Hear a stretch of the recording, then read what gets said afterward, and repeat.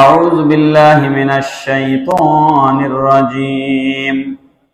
بسم الله الرحمن الرحيم.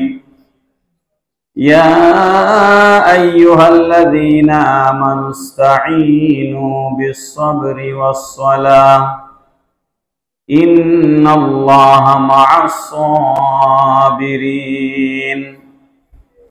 ولا تقولوا لمن يقتل في سبيل الله أموات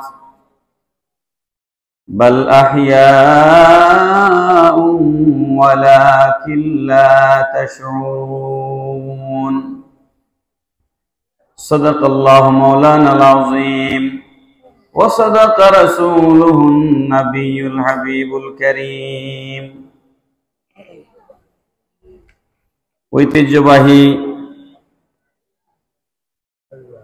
আমির ভান্ডার দরবার শরীফ পটিয়া চট্টগ্রাম শাহাদাতে কারবালা মাহফিল কমিটি কর্তৃক আয়োজিত মহান পবিত্র আহলে বাইতে রসুল সাল্লাল্লাহু আলাইহি সাল্লাম স্মরণে 10 দিন ব্যাপী শাহাদাতে কারবালা মাহফিলের মুহতারাম সভাপতি পীরে তরিকত রাহনুমায়ে শরীয়ত আলহাজ মাওলানা সৈয়দ মোহাম্মদ মামুন রশিদ শাহ আমিরি মদ্দাজিল্লাহুল আলী শামুন রশিদ শাহ আমিরি মদ্দাজিল্লাহুল আলী। দুঃখিত, আমার কাগজ এটা হাতে ছিল, থাক সমস্যা। আমার আগে গুরুত্বপূর্ণ তকরীর পেশ করেছেন উস্তাজুল আসাতিজা মুফাসসিরে কোরআন জামিয়া আহমদিয়া সুন্নিয়া আলিয়া মাদ্রাসার স্বনামধন্য প্রিন্সিপাল হযরতুল আল্লামা আলহাজ মাওলানা আল্লামা কাজী আব্দুল আলিম রজবি মাদ্দাজিল্লাহুল আলী। সম্মানিত অতিথিবৃন্দ, রাজনৈতিক নেতৃবৃন্দ, এই দরবারের আশিকিন, মুরিদিন, মুহিব্বিন বৃন্দ, দূর দূরান্ত থেকে যারা আজকে নবম দিবসে এখানে এসেছেন, বিশেষভাবে আজকের রাত হচ্ছে কারবালার ঘটনা সংঘটিত যে রাতে হয়েছিল সে রাত। এমন একটা ফজিলতপূর্ণ একটা মাহফিলে আল্লাহ পাক আমাদেরকে বসবার তৌফিক দান করেছে। আল্লাহ সুযোগ না দিলে আমরা কেউ আসতে পারতাম না। এই মুহূর্তে কত মানুষ হসপিটালে আছে কি নাই ভাই? কত মানুষ, আমার আগে এক ভাই বলেছেন, কত মানুষ দেশ ছেড়ে পালিয়েছে, কত মানুষ মামলা মুকদ্দমায় পলাতক আছে, কত মানুষ জেলের ভেতরে আছে। সব কিছু থেকে হেফাজত করে আল্লাহ পাক রব্বুল আলামিন আহলে বাইতের মজলিসে আমাদেরকে কবুল করেছে। যে আহলে বাইত আমাদের ঈমান, যে আহলে বাইতের মাহফিলের সাথে তাআল্লুক রাখা, সম্পর্ক রাখা, এটা আপনার জন্য সৌভাগ্যের বিষয়। এমন একটা মাহফিলে আল্লাহ পাক আমাদেরকে আসার তৌফিক দিয়েছেন। আমি সহজ করে একটা বিষয় দেওয়া আছে আমার পোস্টারে, বিষয়ে যাচ্ছি। আমি এই মাহফিলটার গুরুত্ব বুঝাবার জন্য 2 মিনিট কথা বলছি। সোহবত, মুআইয়াত, সঙ্গ, সম্পর্ক, ওয়াসিতা, রিশতা, এটা মানুষকে কোথায় নিয়ে যায়? আপনার কোরআনুল কারীমের সাথে আমরা একটা কাপড়কে পেঁচিয়ে কোরআন শরীফকে আমরা সম্মান করে রাখি। কি ভাই, রাখি কি রাখি না? এই কাপড় মাত্র 1 গজ কাপড় বা আরো কম, আধা গজ কাপড় হলে কোরআন শরীফকে পেঁচানো যায়। আমার গায়ে যে জুব্বা আছে এটা বানাতে 4-5 গজ কাপড় লাগছে, ঠিক না? এটা যদি মাটিতে পড়ে যায় আপনি কি তুলে চুমা খাবেন? কিন্তু কোরআন কারীমের গিলাফকে আপনি কোনো কারণে যদি অসম্মান হয়ে যায়, আপনি এটাকে কয়েকবার চুমা খেয়ে কাফারা দেওয়ার চেষ্টা করেন। এক টুকরো কাপড় এত দাম হয়ে গেল কিসের জন্য? কোরআনুল কারীমের সাথে সম্পর্ক থাকবার কারণে। প্রধানমন্ত্রীর গাড়ির ড্রাইভার, হ্যাঁ, আমারও গাড়ির ড্রাইভার আছে না নাই? এখানে যারা অতিথিবৃন্দ বসে আছেন ওনাদেরও গাড়ির ড্রাইভার আছে। আবার আপনার এলাকায় যে সিএনজি চালায় সেও ড্রাইভার। আপনার পটিয়া আমির বান্ডার এলাকায় যে সিএনজি চালায় যে ড্রাইভার, তার পজিশন, তার পাওয়ার আর প্রধানমন্ত্রীর গাড়ির ড্রাইভারের পাওয়ার কি এক নেই? প্রধানমন্ত্রীর পিয়ন যদি 400 কোটি টাকার মালিক হয়ে যায়, তাহলে প্রধানমন্ত্রীর ড্রাইভারের পাওয়ার আছে না? আছে কি নাই? তো সিএনজি ড্রাইভারও ড্রাইভার, প্রধানমন্ত্রীর গাড়ির ড্রাইভারও ড্রাইভার, দুইজনের পদমর্যাদা সমান। ড্রাইভার স্ট্যাটাস কি? ড্রাইভার। তো ড্রাইভার হওয়ার পরে এত পার্থক্য হলো কেন? প্রধানমন্ত্রীর সাথে সম্পর্ক থাকার কারণে। আমি সহজ করে বুঝাচ্ছি আপনাদেরকে কথাগুলো। আমরা যেই মাহফিলে বসেছি, শুনেন, আমি একজন বিশ্ববিদ্যালয়ের শিক্ষক। আমার কানে যদি আওয়াজ আসে তাইলে আমার জন্য কথা বলা খুবই কঠিন। আপনারা চুপ করবেন, তাইলে আমার কাছ থেকে কিছু কথা শুনতে পারবেন। আর এখন তো মাহফিলের সিজন না। এখন কি মাহফিলের সিজন? না, মাহফিল হয় শীতের সিজনে। এখন তো গরম, আমরা এই সময়ে খুব বেশি ওয়াজ করি না। এর মধ্যে রাত বাজে 1:45, এই সময় আমরা গভীর ঘুমে থাকি। আমার কথা আমি বলছি, কারণ সকালে উঠে আমি ইউনিভার্সিটিতে যাই। আমার কিন্তু ঘুমের টাইম, আমার মাথা আউলা জাউলাও হইতে পারে। আমি কিন্তু এখন ঘুমের টাইমে বক্তব্য দিচ্ছি আপনাদের সামনে। আমার এখন ঘুমে থাকবার কথা ছিল। যাই হোক, যে কথাটা বলছিলাম, একটু চুপ করবেন। আমি অনেক দূর থেকে এসেছি যাতে আমি দুটো কথা আপনাদের সামনে বলতে পারি। মনে করুন যে আপনারা ইউনিভার্সিটির একজন শিক্ষক পেয়েছেন, খোলা মাঠে এই সুযোগে একটা ক্লাস করে নিচ্ছেন। কি আপনারা সবাই কি আমার ক্লাসে যেতে পারবেন? ইউনিভার্সিটিতে তো যেতে পারবেন না, কিন্তু আজকে একটা ক্লাস হয়ে যাক। রাজি আছি ইনশাআল্লাহ? ইনশাআল্লাহ। না, এখন কথা না, বসেন, পরে আমার বক্তব্যের পরে বলবেন। আমি চিনছি, আমি বুঝছি। তো যার মাহফিলে আমরা বসেছি, সৈয়দুশ শুহাদা, ইমামে আলী মাকাম, যার শানে নবীজি বলেছেন হুসাইন মিন্নি আনা মিন হুসাইন, যার ব্যাপারে নবীজি বলেছেন সাইয়্যিদা শাবাবি আহলিল জান্নাহ, যিনি ইসলাম জিন্দা করার জন্য কারবালার জমিনে নিজে কুরবানি হয়ে গেছে, তার সম্পর্কটা কেমন সম্পর্ক? তিনি সরাসরি নবীর নাতি। বড় করে বলেন না সুবহানাল্লাহ। নবীজির সাথে কোনো না কোনো ভাবে যদি কোনো মানুষের একটা সম্পর্ক তৈরি হয়ে যায়, সেই সম্পর্ক দুনিয়া এবং আখিরাতে নাজাতের উসিলা।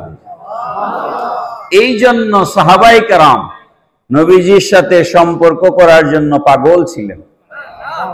তার প্রমাণ, নবীজির সিনিয়র যে 4 জন খলিফা সাহাবী, এই 4 জনের মধ্যে 2 জন হচ্ছেন নবীজির শ্বশুর আর 2 জন হচ্ছেন মেয়ের জামাই।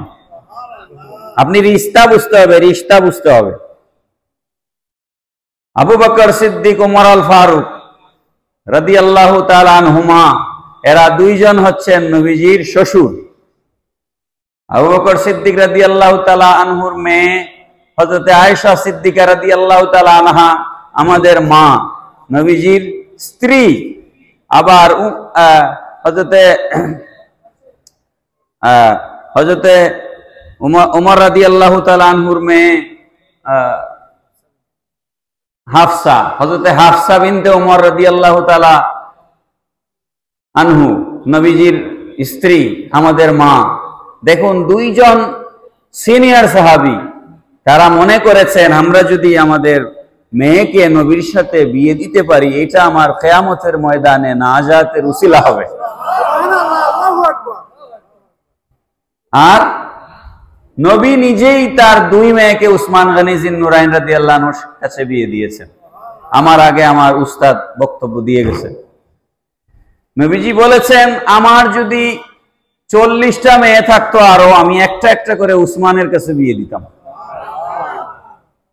আর আলী রাদিয়াল্লাহু তাআলা আনহু নবীজির ঘরে বড় হয়েছেন, 2.5 বছর বয়স থেকে নবীজির ঘরে লালিত পালিত হয়েছে। 8 বছর 9 বছর বয়সে তিনি মুসলমান হয়েছেন, ঈমান এনেছেন।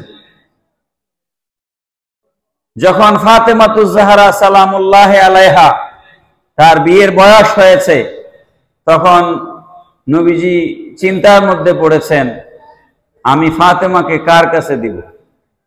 কারণ নবীর আশেপাশের অনেক সাহাবী উদ্গ্রীব হয়ে আছেন যদি নবীর মেয়ের সাথে আমার বৈবাহিক সম্পর্ক স্থাপিত হয় এটা আমার কিয়ামতের ময়দানে নাজাতের উসিলা হবে। এখন মেয়ে একজন দিবেন কাকে? আল্লাহ পাক রব্বুল আলামিন জিবরাইল আলাইহিস সালামকে পাঠিয়ে দিয়েছেন। তারিখুল খুলাফা, উলামায়ে কেরাম আছেন এখানে, তারিখুল খুলাফা 9ম শতাব্দীর মুজাদ্দিদ ইমাম জালালউদ্দিন সৈয়দী রাহমাতুল্লাহ আলাইহি তারিখুল খুলাফার মধ্যে এই হাদিস শরীফ এনেছেন। নবীজি যখন একটু চিন্তিত, আল্লাহ পাক বললেন জিবরিল যাও আমার বন্ধুকে জানিয়ে দাও তিনি ফাতেমার বিয়ে নিয়ে চিন্তার প্রয়োজন নাই, ফাতেমার বিয়ের ব্যবস্থা আমি আল্লাহ করছি। আরো বড় করে বলেন না সুবহানাল্লাহ। আরে ভাই এখানে কে আছেন যে আপনার বিয়ে আল্লাহ ব্যবস্থা করেছেন? পৃথিবীতে কে আছেন যে আল্লাহ আপনার বিয়ের ব্যবস্থা করে দিয়েছেন? আমরা বিয়ে করি, উকিল আছে, বিয়ের প্রস্তাব দেই, দুনিয়ার নিয়মে বিয়ে হয়, কিন্তু আল্লাহ পাক বলছেন এটা আপনার কাজ না, আমি দেখছি, এটা আমি দেখছি। আল্লাহ পাক রব্বুল আলামিন বলেন জিবরাইল যাও আমার হাবিবকে জানিয়ে দাও ইন্নাল্লাহ তাআলা আমারানি আন উযাওয়িজা ফাতিমাতা মিন আলিয়িন। জিবরিল আসলেন, রাহমাতুল লিল আলামিনের দরবারে বসলেন। নবী গো, আল্লাহ রব্বুল আলামিন এই হুকুম দিয়ে আমাকে পাঠিয়েছেন আমি যেন আপনাকে এসে বলি আপনার মেয়ে ফাতেমাকে আপনি আলীর সাথে বিয়ে দিবেন। একটু অপ্রাসঙ্গিক কথা বললাম, আমার বিষয় এটা নয়, কি খারাপ লাগলো? সূরা আর রহমান আসেনি? আর রহমান আল্লাহ পাক রব্বুল আলামিন বলছেন মারাজাল বাহরাইনি ইয়ালতাকিয়ান বাইনাহুমা বারযাখুল লা ইয়াবগিয়ান। আল্লাহ রব্বুল আলামিন বলছেন এটা এক বিস্ময়কর অতি আশ্চর্যজনক ঘটনা। দুই সমুদ্রের দুই দরিয়ার পানিকে আল্লাহ একত্রিত করেছেন। মারাজাল বাহরাইন, একটা নোনা পানি একটা মিষ্টি পানি, কিন্তু আল্লাহ রব্বুল আলামিন এমন এক দৃষ্টান্ত রেখেছেন নোনা পানি মিষ্টি পানিকে ক্রস করে না, আর মিষ্টি পানি নোনা পানিকে ক্রস করে না। পড়েন সুবহানাল্লাহ। তাফসীরের মধ্যে এসেছে মারাজাল বাহরাইন, দুই দরিয়াকে আল্লাহ মিলায়া দিয়েছেন, দুই দরিয়াকে আল্লাহ মিলায়া দিয়েছেন। এই এক দরিয়ার নাম হচ্ছে হযরতে আলী, আরেক দরিয়ার নাম হচ্ছে হযরতে ফাতেমা। আনাস বিন মালিক রাদিয়াল্লাহু তাআলা আনহু থেকে হাদিস বর্ণিত হয়েছে। আনাস বিন মালিক বলেন সমুদ্রের ভিতরে যেমন প্রবাল মণিমুক্তা পাওয়া যায়, আল্লাহ পাক রব্বুল আলামিন কোরআনুল কারীমের মধ্যে বলছেন ইয়াখরুজু মিনহুমাল লু'লু'উ ওয়াল মারজান। বড় করে বলেন না সুবহানাল্লাহ। ইয়াখরুজু মিনহুমাল লু'লু'উ ওয়াল মারজান। লু'লু মানে মুক্তা, মারজান মানে রক্ত প্রবাল মণি। আল্লাহ পাক রব্বুল আলামিন বলছেন, আলী এক দরিয়া, ফাতেমা এক দরিয়া, এই দুই দরিয়াকে আমি মিলায়া দিয়েছি, আর এই দুই দরিয়ার থেকে আমি আল্লাহ মণি আর মুক্তা বের করেছি। এই লু'লু হচ্ছে হাসান আর মারজান হচ্ছে হুসাইন। তো কার মজলিসে বসেছেন বুঝতে পেরেছেন? এই মজলিসে বসে থাকাও ইবাদত।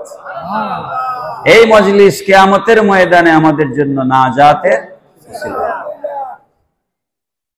আমি আমার বিষয়ে ভিতরে চলে যাচ্ছি। আমরা যখন ছাত্র ছিলাম, আমি জামিয়াতে পড়েছি, তখন আমির ভান্ডার দরবার শরীফের নাম শুনতাম, আর আজকে বক্তা হয়ে আসছি আলহামদুলিল্লাহ। দেখেন নাম শুনছি। জমিয়তুল ফালায় একটু আগে বক্তব্য দিয়ে আসলাম। আমার উস্তাদ খতিবে বাংলা আল্লামা জালালউদ্দিন আল কাদরি হুজুর থাকতে আমাকে একবার বক্তব্য দেওয়ার জন্য এনেছিলেন 2015 সালে, 2015। আর এবার আসলাম 10 বছর পরে। তো চিন্তা করি এই মাহফিলে কত গিয়ে বসে বক্তাদের বয়ান শুনছি আমি, আর আজকে এখানে আল্লাহ আমার বক্তা করে নিয়ে এসেছেন।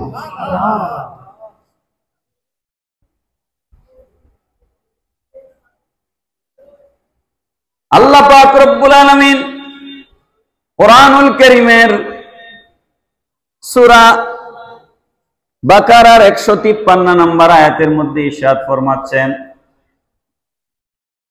ইয়া আইয়ুহাল্লাযীনা আমানুস্তাঈনু বিস-সাবরি ওয়াস-সালাহ।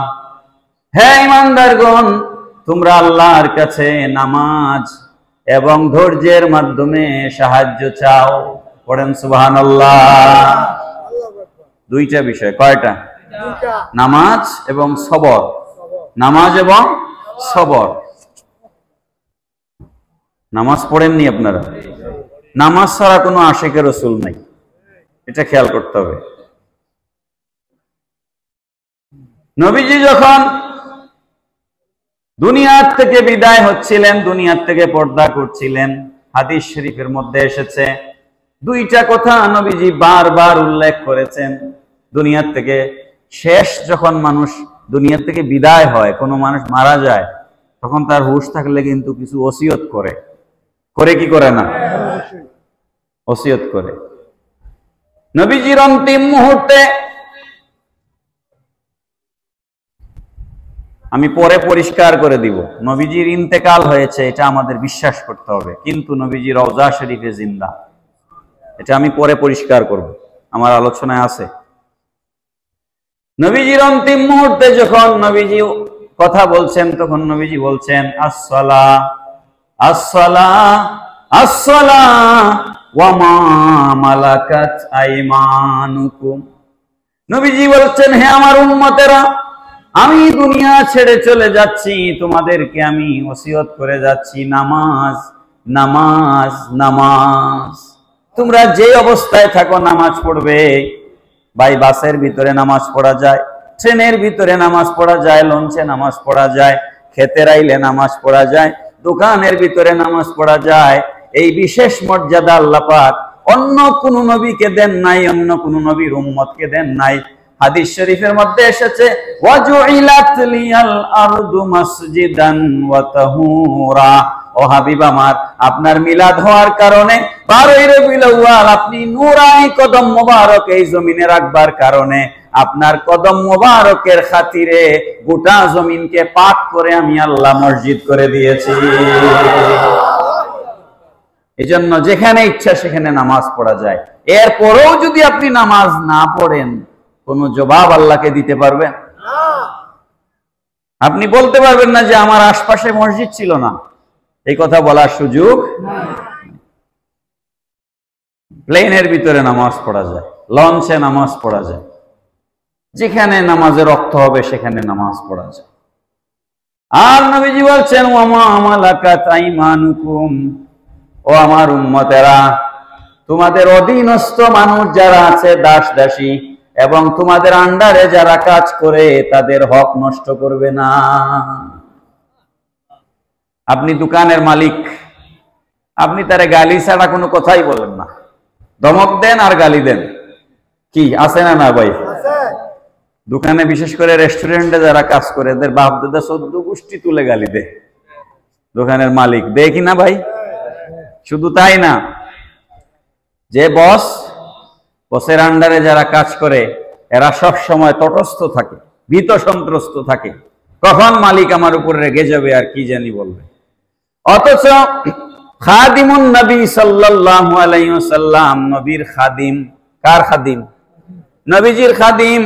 নাম কি বলেন তো?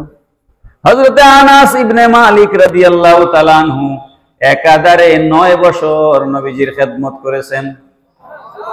কি সৌভাগ্য, কি সৌভাগ্য যে একাধারে 9 বছর নবীজির খেদমত করেছেন।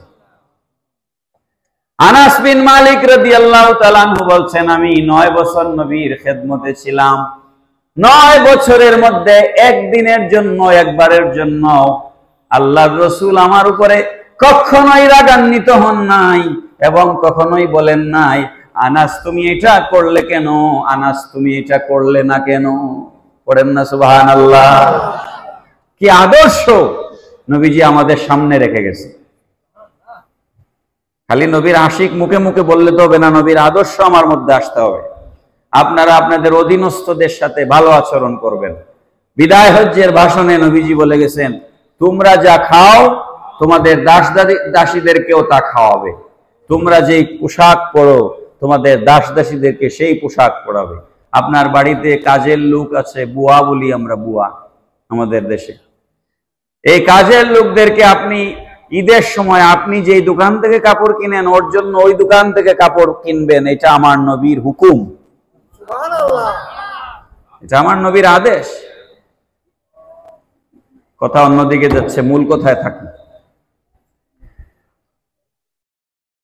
তাহলে আমরা নামাজ পড়বো ইনশাআল্লাহ। নামাজের সব থেকে বড় যে উপকারিতা, সেটা হচ্ছে মানুষের মধ্যে টাইম সেন্স। নামাজ মানুষের মধ্যে সময়ের ভূত তৈরি করে দেয়, টাইম সেন্স তৈরি করে দেয়। আপনি যদি ফজরের নামাজই হন, ধরুন আপনি ফজরের নামাজ পড়বেন, আপনি যেখানেই থাকুন আপনি নির্দিষ্ট টাইমের মধ্যে ঘুমাবার চেষ্টা করবেন, না হলে আপনি ফজরে উঠতে পারবেন না। ঠিক কিনা বলেন? আবার আপনি ফজর থেকে জোহর এর মাঝখানের সময়টাকে আপনি হিসাব করবেন, এই সময় আমি কি কি কাজ করতে পারবো। পরে আপনি জোহরের জন্য প্রস্তুত হবেন, তারপর আসরের জন্য প্রস্তুত হবেন। হাদিস শরীফের মধ্যে এসেছে, নবী পাক সাল্লাল্লাহু আলাইহি ওয়াসাল্লাম বলেছেন, 7 শ্রেণীর মানুষ কিয়ামতের ময়দানে, যেদিন আল্লাহর আরশে আজিমের ছায়া ছাড়া আর কোনো ছায়া থাকবে না, ওই কঠিন মুসিবতে সারা পৃথিবী সমান হয়ে যাবে, তামার জমিন হবে, কোনো বিল্ডিং থাকবে না, বাড়িঘর থাকবে না, স্থাপনা থাকবে না। ইসরাফিল আলাইহিস সালাম সিংহায় 3টা ফু দিবেন। কয়টা? প্রথম ফুয়ের সাথে মসজিদ ছাড়া আর সব বিল্ডিং ভেঙে চুরমার হয়ে যাবে। আপনাদের বিশ্বাস হয়? বিশ্বাস হয়? তুরস্কের ভূমিকম্প দেখছিলেন? এক মুহূর্তে আল্লাহ সব তছনছ করে দিতে পারবেন, এই বিশ্বাস আছে? 2 নাম্বার বার যখন ইসরাফিল আলাইহিস সালাম সিংহায় ফু দিবেন, তখন মসজিদ গুলোও ভেঙে যাবে। সারা পৃথিবীর সব মসজিদ চুম্বকের মতো গিয়ে খানায় কাবার সাথে মিশে যাবে। আর 3 নাম্বার বার যখন ইসরাফিল আলাইহিস সালাম সিংহায় ফু দিবেন, তখন কবর থেকে লাশগুলো বের হবে, মাটি ফেটে ফেটে আমরা বের হব। এই কথা কোরআনের কথা, আমার বানানো না। বিসমিল্লাহির রহমানির রহিম। ইযা যুলজিলাতিল আরদু জিলজালাহা وأخرجت الأرض أثقالها وقال الإنسان ما لها আল্লাহ পাক রব্বুল আলামিন বলেন যেদিন ভূমিকম্প সৃষ্টি হবে ইজা জুলজিলাতিল আরদু জিলজালাহা কম্পনের মতো কম্পন হবে পৃথিবী ভেঙে চৌচির হয়ে যাবে ওয়া আখরাজাতিল আরদু আসকালাহা মাটির ভিতরে যা ছিল সব বের হয়ে আসবে ওয়া ক্বালাল ইনসানু মা লাহা মানুষরা একে অপরকে বলাবলি করবে এটা কি কি হচ্ছে ইয়াউমা ইযিন তুহাদ্দিসু আখবারাহা দুনিয়াতে যা কিছু করেছিলেন সবকিছু সেদিন খবর হয়ে যাবে। আচ্ছা ভাই, এখানে যাদের বয়স 40-50, 40-এর উপরে, 50-এর উপরে, তারা তো ভালো বুঝবেন। এই যে মোবাইল, এতে 3টা ক্যামেরা আমারে ধরছে এদিকে, এখানে আরো 3টা মোবাইল। বলেন তো আমি হাত কেমনে নাড়াচ্ছি, ঠোঁট কেমনে নাড়াচ্ছি, বডি কেমনে নাড়াচ্ছি, সব রেকর্ড হচ্ছে না? এই জন্য অনেক বক্তা এখন কথা বলার সময় হিসাব করে কথা বলা লাগে। এক সময় মোবাইল ছিল না, আমরা ওয়াজ করছি, যা মনে আসে বলতে পারছি, এখন আর বলা যায় না, ভাইরাল হয়ে যায়। ঠিক কিনা বলেন? আমি যেটা বুঝাবার জন্য কথাটা বলছি, এই যে 6টা ভিডিও হচ্ছে একসাথে, এই ভিডিওগুলো এই ওয়াজের শেষে দেখা যাবে কিনা? আমি এই যে হাত তুলছি, এই যে হাত তুলছি, কত মিনিটে কত সেকেন্ডে হাতটা তুলছি, এটা ভিডিওতে চাপ দিয়ে পজ করে দেখা যাবে না? মিনিটটা কত ছিল, সেকেন্ডটা কত ছিল, দেখা যাবে কিনা বলেন? যদি তাই দেখা সম্ভব হয়, আপনি দুনিয়ায় কি করেছিলেন আল্লাহ হাশরের মাঠে দেখাইতে পারবেন না? চুরি করছিলেন, ডাকাতি করছিলেন, জেনা করেছিলেন, টেবিলের নিচ দিয়া ঘুষ লেনদেন করেছিলেন, সবকিছু হাশরের মাঠে আল্লাহ পাক ডিসপ্লে করবেন। ডিসপ্লে বলার সাহস থাকবে না যে এটা আমি করি নাই, কারণ আপনার জবান বন্ধ থাকবে। হাশরের মাঠে জবান কি? সেলাই, সেলাই। হাত কথা বলবে, পা কথা বলবে। দলিল সূরা ইয়াসিন। ইয়াসিন তো বহু মানুষের মুখস্থ আছে। আল্লাহ পাক রব্বুল আলামিন বলছেন, আল ইয়াউমা নাখতিমু আলা আফওয়াহিহিম ওয়া তুকাল্লিমুনা আইদিহিম ওয়া তাশহাদু আরজুলুহুম বিমা কানু ইয়াকসিবুন। সুবহানাল্লাহ বলুন। আসেনি সূরা ইয়াসিনে? আছে? আল্লাহ পাক বলছেন, আল ইয়াউমা নাখতিমু আলা আফওয়াহিহিম, সেদিন জবান সেলাই করে দেওয়া হবে, মুখ কোনো কথা বলতে পারবে না। ওয়া তুকাল্লিমুনা আইদিহিম, এই হাত দিয়া কাকে চর মেরেছিলেন, এই হাত দিয়া টেবিলের নিচ থেকে ঘুষ লেনদেন করেছিলেন, এই হাত দিয়া বেগানা মহিলার গায়ে হাত দিয়েছিলেন, এই সব কিছু জবান বলবে না, হাত বলা শুরু করবে। আল্লাহ হাতের জবান খুলে দিবেন। ওয়া তাশহাদু আরজুলুহুম বিমা কানু ইয়াকসিবুন, এই পা দিয়া হেঁটে হেঁটে আমির বান্দার দরবার শরীফে 10 দিন ব্যাপী মাহফিলে এসেছিলেন, এটাও পা সাক্ষী দিবে। জুমার নামাজ পড়তে গিয়েছিলেন, পা সাক্ষী দিবে। মাহফিলে গিয়েছিলেন, পা সাক্ষী দিবে। মসজিদে গিয়েছিলেন, পা সাক্ষী দিবে। যাত্রা গানের আসরে গিয়েছিলেন, পা সাক্ষী দিবে না? কি বলেন, দিবে কি দিবে না? তাইলে জীবন প্রতিটা step, every step should be in measure. জীবনের প্রত্যেকটা কদম, প্রত্যেকটা পদক্ষেপ হিসাব করে দেওয়া দরকার। নাকি আপনারা আমার সাথে দ্বিমত না একমত? প্রত্যেকটা পা দেওয়ার আগে হিসাব করে দেওয়া দরকার, কারণ পায়ের জবান খুলে যাবে, হাতের জবান খুলে যাবে। সুতরাং আপনি সেদিন কিছুই ফাঁকি দিতে পারবেন না। যাই হোক, যে কথা বলছিলাম, নামাজ আমাদেরকে টাইম সেন্স তৈরি করে দেয়। হাশরের মাঠে 7 শ্রেণীর মানুষকে আল্লাহ পাক আরশে আজিমের ছায়ার নিচে জায়গা দিবেন। নবীজি বলেছেন, এর মধ্যে একটা শ্রেণী হচ্ছে ওয়ারাজুলুন কালবুহু মুআল্লাকুন বিল মাসাজিদ। ওই আল্লাহর বান্দা যে তার অন্তরকে রশি দিয়ে মসজিদের সাথে বেঁধে রেখেছিল। এক ওয়াক্ত নামাজ পড়ে যখন সে বাড়িতে চলে এসেছে, ক্ষেত কৃষিতে চলে গেছে, দোকানপাটে চলে গিয়েছে, ড্রাইভিং করতে চলে গিয়েছে, যেখানেই যাক না কেন, যে অবস্থায় থাকুক না কেন, তার কানটাকে সে মসজিদের মিনারার সাথে লাগিয়ে রেখেছে। কখন মুয়াজ্জিন আবার হাইয়া আলাস সালাহ বলে ডাক দিবে, সে সমস্ত কাজ ফেলে দিয়া মসজিদে হাজির হয়ে যাবে। এমন আল্লাহর বান্দা যে ব্যক্তি এক ওয়াক্ত নামাজ পড়ে আরেক ওয়াক্ত নামাজের জন্য অপেক্ষা করে, এমন মুসল্লিরা হাসরের মাঠে আল্লাহর আরশে আজিমের নিচে জায়গা পাবে। আমরা হাসরের মাঠে আল্লাহর আরশে আজিমের নিচে জায়গা চাই কি চাই না? দুই হাত তুলে বলুন, চাই কি চাই না? আল্লাহ কবুল করুন। এই যে হাত তুলাইলাম, এটা বেকার না, এটারও দরকার আছে। হাত যে উঠালাম, এই হাত এই ভিডিওতে যেমন রেকর্ড হয়েছে, দুই কাঁধেও রেকর্ড হয়েছে, ঠিক কিনা? এই রেকর্ড হাসরের মাঠে কাজে দিবে যে আল্লাহ আমরা নামাজের পক্ষে ছিলাম। কিসের পক্ষে ছিলাম? নামাজের পক্ষে ছিলাম। নামাজ নিয়ে যদি আমি আরো কথা বলতে চাই, তাহলে বাকি কথা আর বলতে পারবো না। এই জন্য সেকেন্ডটাতে যাই। কি বলেন? ঠিক আছে।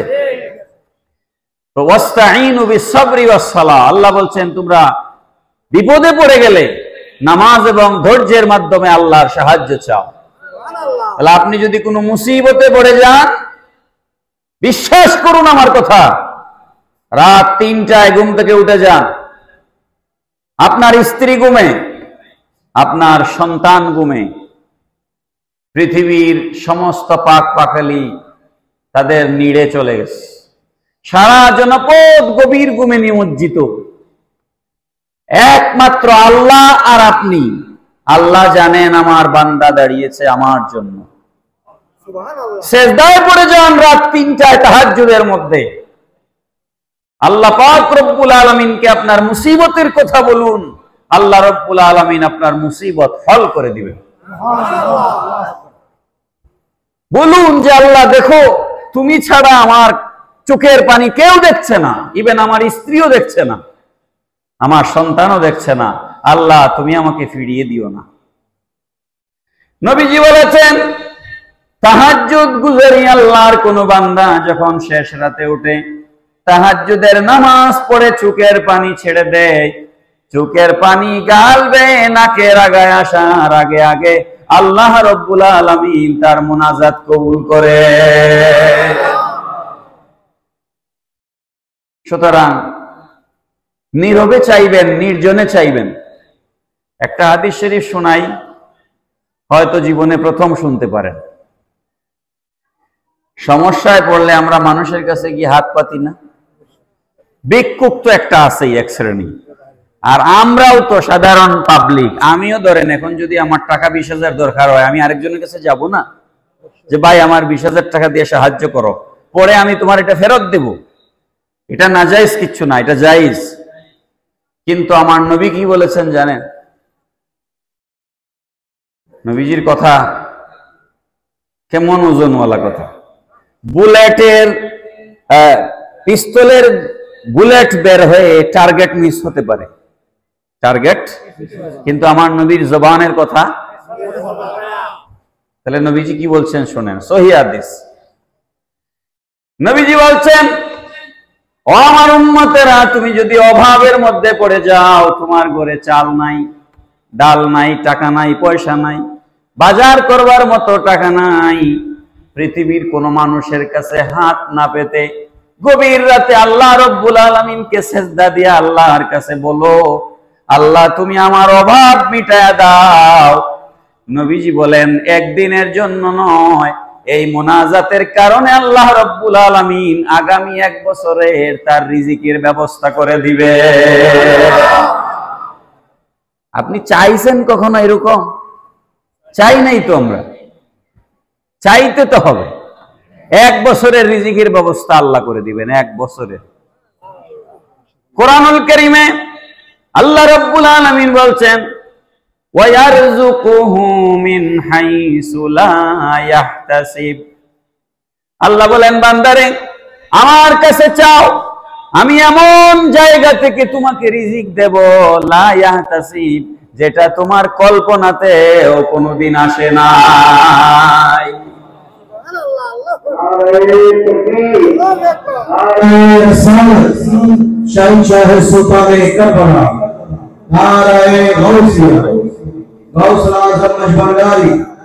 আমিরুল আউলিয়া শাহ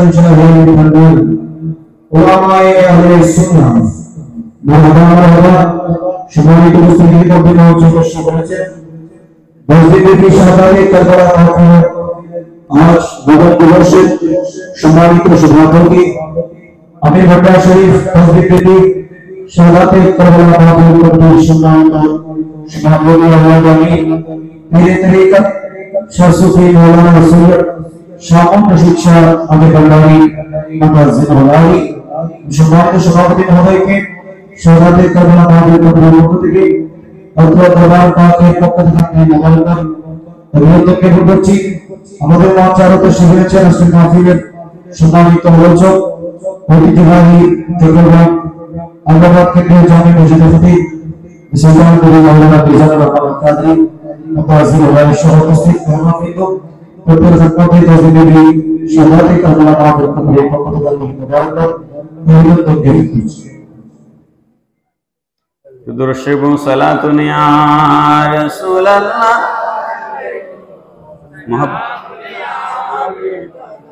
সালাতুন ইয়া রাসূলুল্লাহ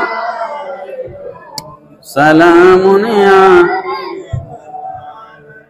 মুমাজ্জাদ নাসবুহু মিন ওয়ালিদাইনিন মুআয়্যাদ নাফসুহু কাতলাম বাগিয়া সালাতুন ইয়া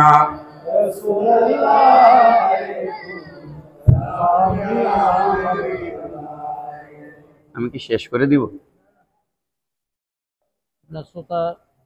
শ্রোতার মনও দেখতে হবে। জি আচ্ছা ঠিক আছে, আমি খুব সংক্ষেপে শেষ করার চেষ্টা করবো ইনশাআল্লাহ। জি না 7টা বলবো না, 7টা বলার টাইম নাই। আয়াত 2টার অনুবাদটা তো শোনানো দরকার, এটা শোনায় শেষ করব।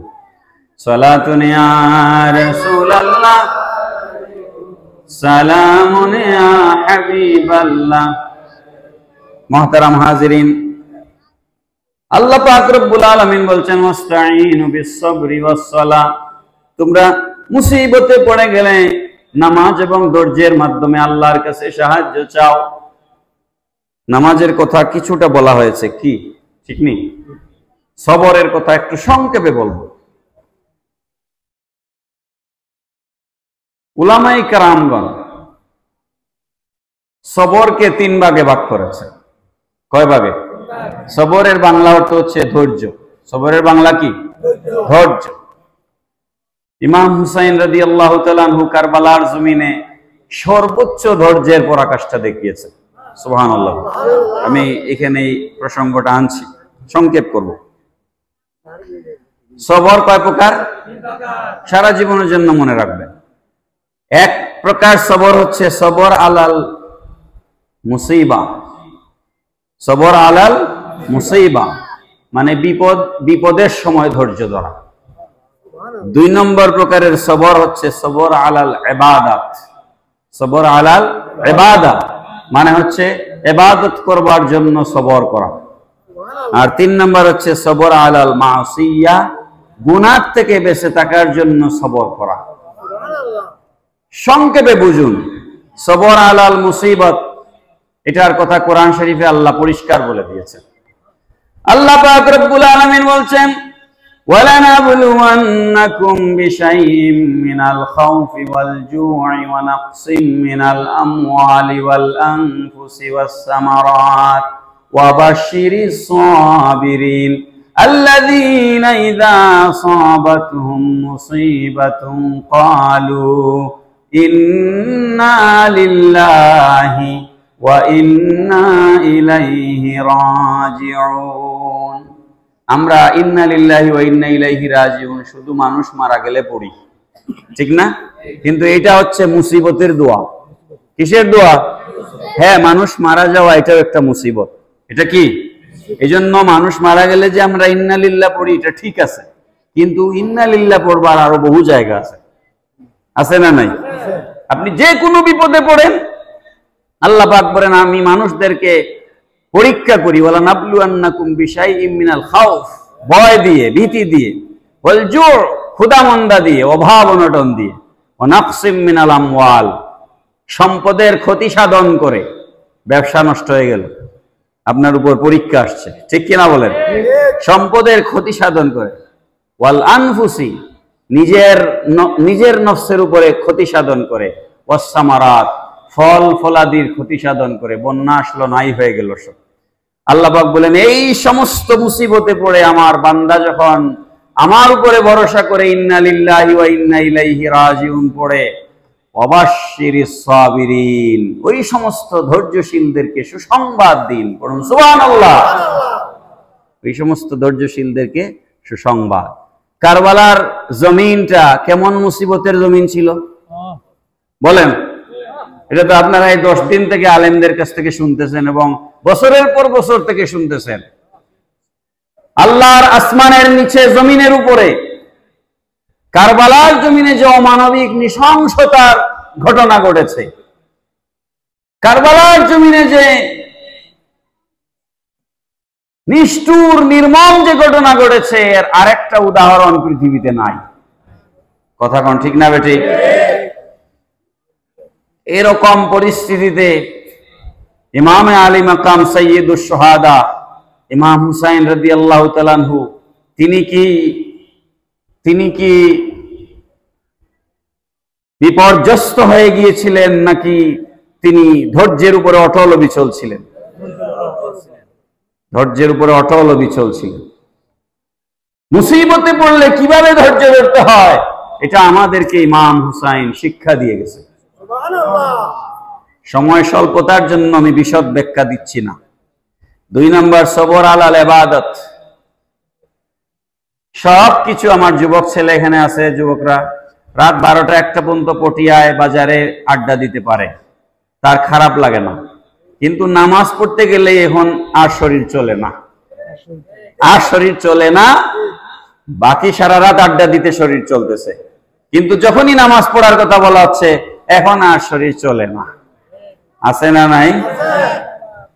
এই সময়ে নামাজ না পড়ে ঘুমিয়ে পড়তে ইচ্ছা করছে, কিন্তু আল্লাহ কোরআনে নিষেধ করেছেন।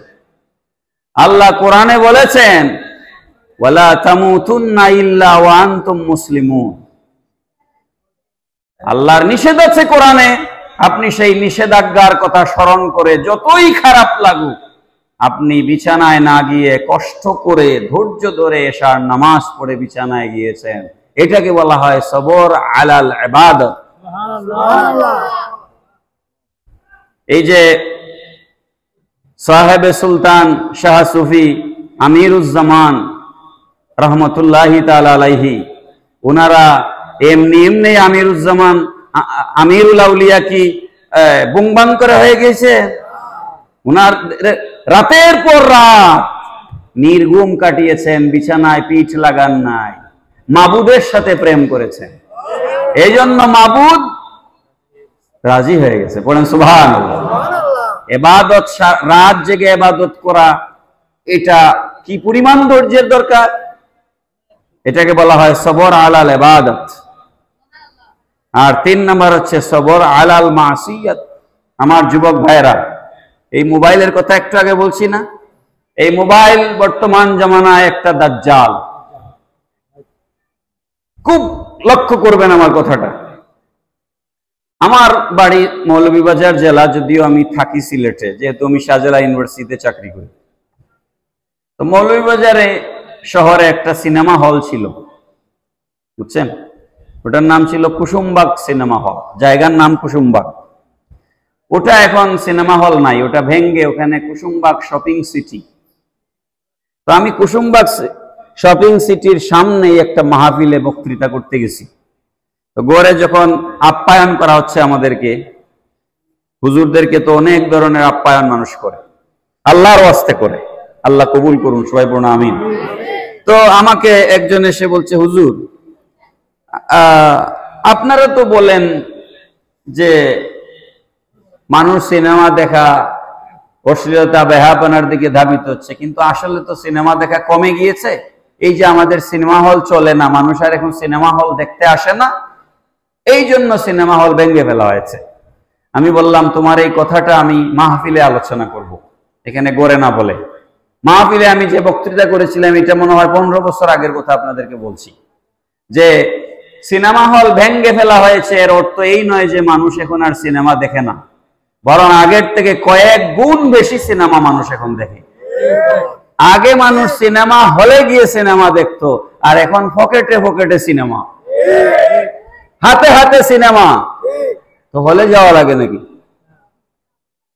আমার যুবক ভাইরা, তোমার মন চাচ্ছে তুমি একটা হিন্দি সিনেমা দেখবা, তোমার মন চাচ্ছে কোন নর্তকীর নাচ দেখবা, এমন সময় তুমি যদি আল্লাহ রাব্বুল আলামিনের কথা স্মরণ করে, আমি যা কিছুই করি না কেন আল্লাহ তো দেখছেন, ওয়া নাহনু আকরাবু ইলাইহি মিন হাবলিল ওয়ারিদ, আল্লাহ বান্দার গর্দানের শাহিরগের চাইতে আরো নিকটে আছেন।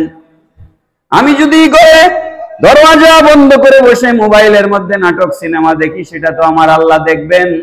এটা মনে করে তুমি যদি সিনেমা দেখা বাদ দিয়ে দাও, এটাকে বলা হয়েছে সবর আলাল মাসিয়াত। পড়েন সুবহানাল্লাহ। বলেন তো ইমাম হুসাইন রাদিয়াল্লাহু আনহুর কোনো গুনাহ ছিল? বলেন।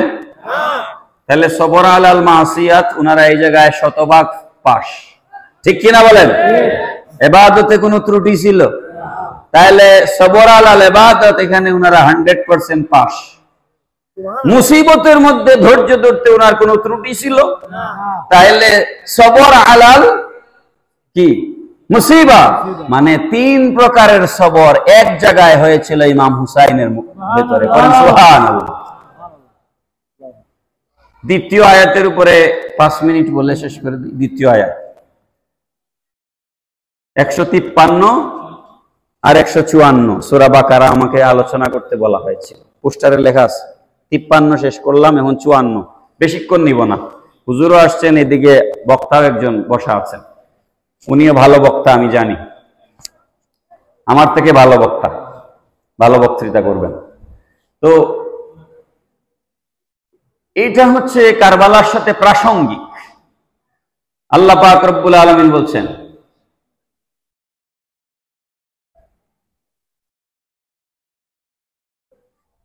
যারা আল্লাহর রাস্তায় জিহাদ করে শহীদ হয়ে যায়, তোমরা তাদেরকে মৃত বলিও বাল আহইয়াউ ওয়ালাকিন লা তাশউরু, এরা জিন্দা কিন্তু তোমরা বুঝতে, আল্লাহ বুঝতে পারো না। কথাটা কেন বললেন? এমন জ্ঞান আছে পৃথিবীতে, খুব লক্ষ্য করেন আমার দিকে, এমন জ্ঞান আছে পৃথিবীতে যে জ্ঞান আমাদের আকল দ্বারা বোঝা সম্ভব নয়।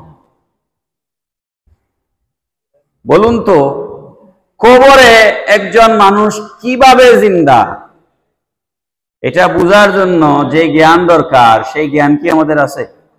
নাই। এই জন্য আল্লাহ পাক বলেছেন তোমরা টের পাও না, তোমরা বুঝতে পারো না। এখানে আপনারা যারা আমার সামনে বসা আছেন, শত শত মুসল্লিয়ানে কেরাম, এই মোবাইল গুলা 100% চালানো জানেন কয়জন আছেন? 100% মোবাইলের ভিতরে কি কি আছে ফাংশন জানেননি আপনারা সবাই? জানেন? আপনি তো আপনার বাচ্চার উপর নির্ভরশীল, কি ঠিক না বেঠিক? আমাদের থেকে আমাদের বাচ্চারা বেশি জানে না। তার মানে আপনি কি এই মোবাইল চালাইতে পারবেন? পারবেন না। তার মানে এই মোবাইলের জ্ঞানই আমার নাই। তাহলে কবরের ভিতরে কেমনে একজন জিন্দা, এই জ্ঞান আমি কেমনে পাবো?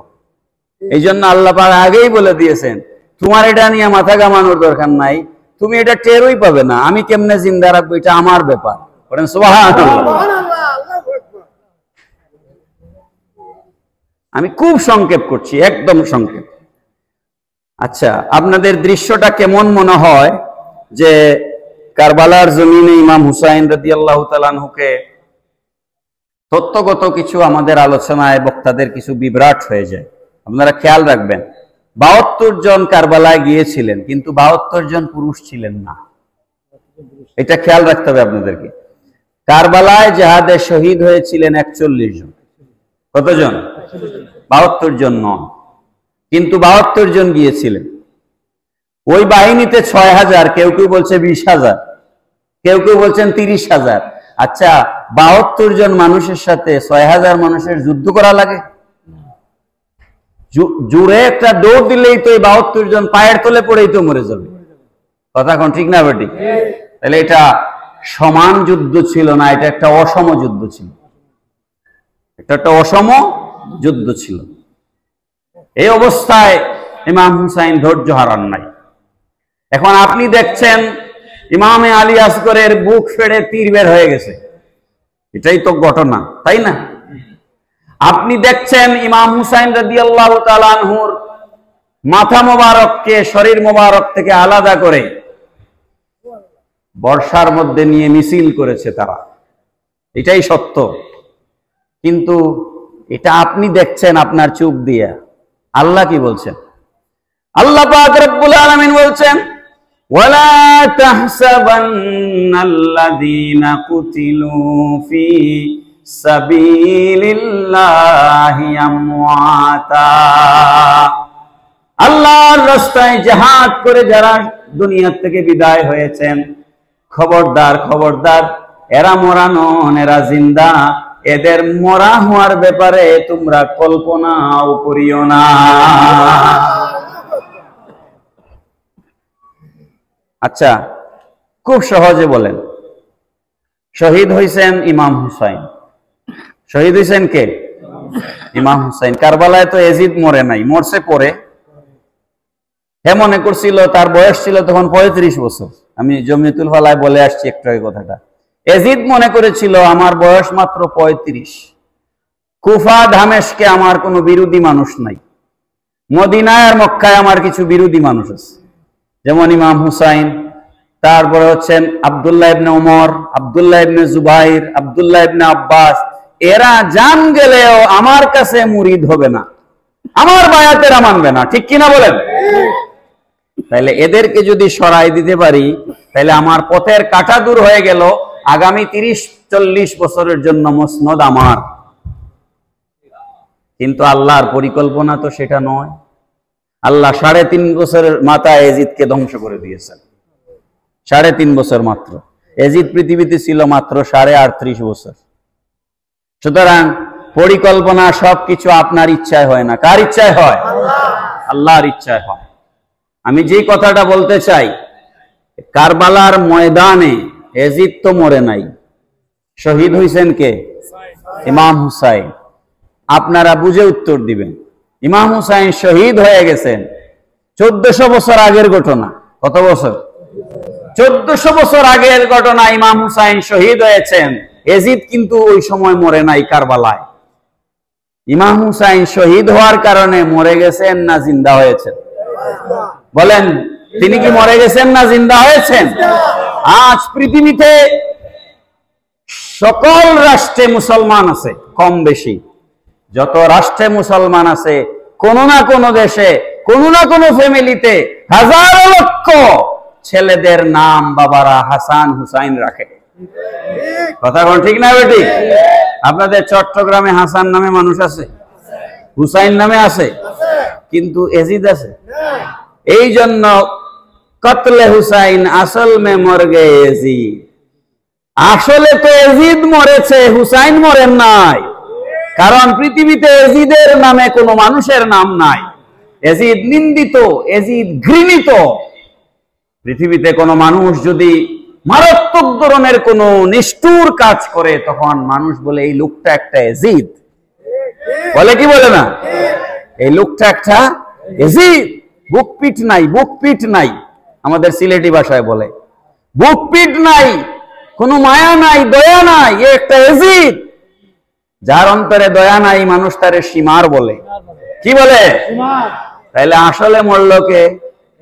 বলেন, আসলে মরল কে? জিন্দা হলেন কে?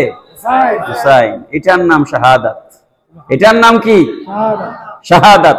এই জন্য খলিফাতুল মুসলিমিন ওমর আল ফারুক রাদিয়াল্লাহু তাআলা আনহু একটা দোয়া করতেন সব সময়। এটা আমার শেষ কথা। একটা দোয়া করতেন, আল্লাহুম্মা রযুকনি শাহাদাতান ফি সাবিলিক ওয়াজআল মাউতি ফি বালাদি রাসূলিক। হযরত ওমর আল্লাহর কাছে সব সময় ফরিয়াদ করতেন, আয় আল্লাহ, আমাকে তোমার রাস্তায় শাহাদাতের মৌত দিও, শহীদের মৃত্যু দিও, আর মদিনাতুল মুনাওয়ারায় আমার মৃত্যু দিও, মদিনার বাইরে আমার মৌত দিও না। উলামায়ে কেরাম এখানে আছেন, জিগান সত্য না মিথ্যা? ওমর রাদিয়াল্লাহু আনহুর দুইটা দোয়াই আল্লাহ কবুল করেছে। ওমর রাদিয়াল্লাহু আনহু কেমনে শহীদ হয়েছেন? মসজিদের ভিতরে ফজরের নামাজের দ্বিতীয় রাকাতের প্রথম সিজদায় আবু লুলু ছুরি মেরেছিল। তো একজন মজুসির ছুরির আঘাতে হযরত ওমর শহীদ হয়েছেন মদিনাতুল মুনাওয়ারায়। আল্লাহ পাক তার শাহাদাতের দোয়াও কবুল করেছেন, মদিনায় মউতের দোয়াও কবুল করেছেন। পড়েন সুবহানাল্লাহ।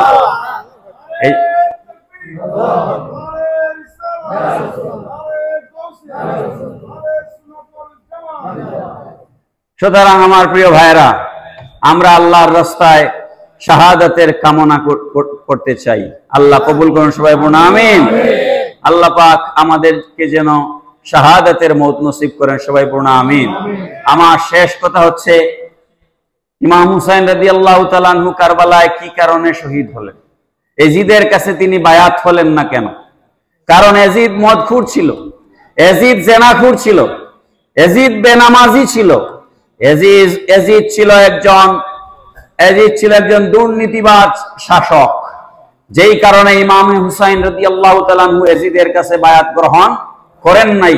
তো আমরা যদি হুসাইনি সৈনিক হই, আমরা যদি হুসাইনি মুসলমান হই, তাহলে সমস্ত সুদের বিরুদ্ধে, ঘুষের বিরুদ্ধে, জেনার বিরুদ্ধে, জুলুমের বিরুদ্ধে, হত্যার বিরুদ্ধে, আজকে পৃথিবীর যেদিকে আপনি তাকাবেন সর্বত্র এজিদিয়ত চলছে। আজকে ফিলিস্তিনে এজিদের কাণ্ড চলছে। কথা কোন ঠিক না বেটি? সারা পৃথিবীতে এজিদরা সক্রিয়, সারা পৃথিবীতে এজিদিয়ত চলছে। সমস্ত এজিদিয়তের বিরুদ্ধে ইমাম হুসাইনের অনুসারী হিসেবে জীবনের শেষ রক্তবিন্দু থাকা পর্যন্ত আমাদের লড়াই করার দরকার আছে না নাই? আল্লাহ পাক কবুল করুন, সবাই বলুন আমিন। যেহেতু অনেক রাত হয়েছে এবং আরো বক্তা আছেন, এজন্য আমি আর কথা বাড়ালাম না, আমি এখানে রাখছি। আমি কিন্তু এই দুই আয়াতের তাফসীরের যা আমি পড়ে আসছি কিতাব থেকে, 1000 ভাগের 1 ভাগও আপনাদেরকে আমি বলি নাই। আল্লাহ পাক কবুল করুন। আর আমাকেও, আমি জিয়ারত করেছি, আমার একটা সুযোগ হলো শাহাদাতে কারবালা মাহফিলের উসিলায় আমি জিয়ারত করতে পারলাম দরবার শরীফ। আল্লাহ পাক আমাদেরকে এই দরবারের ফয়েজ নসিব করুন, সবাই বলুন আমিন। আমাকে দাওয়াত করে আনার জন্য আজকের মাহফিলের সভাপতি